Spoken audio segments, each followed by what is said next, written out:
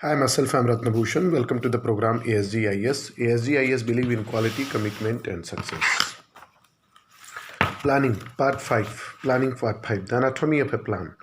This article I have taken from the book Planning, the 10-minute guide to planning by Edwin E. Babro. Anatomy of the plan. So, what is a plan? What is a plan? Among the dictionary definition given to the word plan is a method for achieving an end B, an often customary method of doing something. Procedure, C, a detailed formulation of a program of action. Goal, aim. Plans and planning are more complex than dictionary definition implies. For example, you could plan a picnic with a romantic partner for a Sunday. The plan would get more complex if you decide the picnic should include that the person's parents. And even more complex if you decide that the site of the picnic should be 100 miles from home.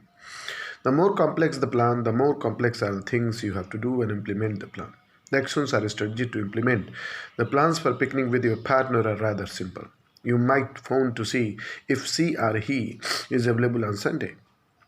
If the answer is yes, then the details of where, when, how you would get the picnic site and who would bring what might all come into play. But in reality, it would probably not be considered on a very conscious level. More than likely, the details would take care of themselves. Nevertheless, a time would be set to meet, transportations would be agreed upon, and what each of would be bringing would be stipulated. The aim or goal, having a picnic, would have been established, and the actions and strategy of making it happen would have been agreed upon. So, 6 important questions before making a plan. Before making a plan, the 6 questions are very important. When constructing a plan, always ask Rudyard Kipling suggestion: what, why, when, how, where, and who.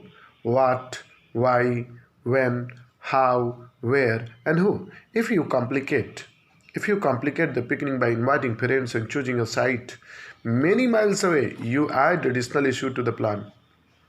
Assuming that all parties agree to the goal of having the picnic, you still need agreement on the strategy. What time will you meet?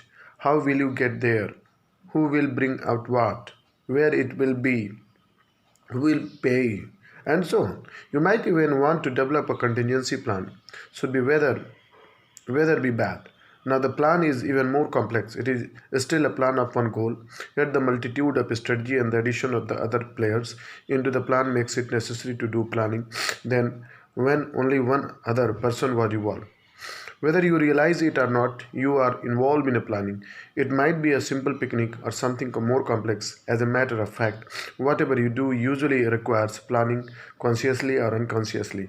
The more people that get involved in your plan, the more factors you have to consider. As you get involved in your personal and business planning, many goals will require a multitude of strategy in order to develop and implement the plan. You can you can begin you can begin to see that planning is not a simple process. If, however, you dissect the anatomy of a plan and understand the process of planning, understanding and effectively using plans to achieve things you want in your life becomes easier. So, anatomy is part separated for examination. Parts separated for examination. So, it's very important whenever you are making a big plan, so make a part. 1, 2, 3, 4. And it's very important Rudyard Kipling suggestions: what, why, when, how, where, and who. Thank you.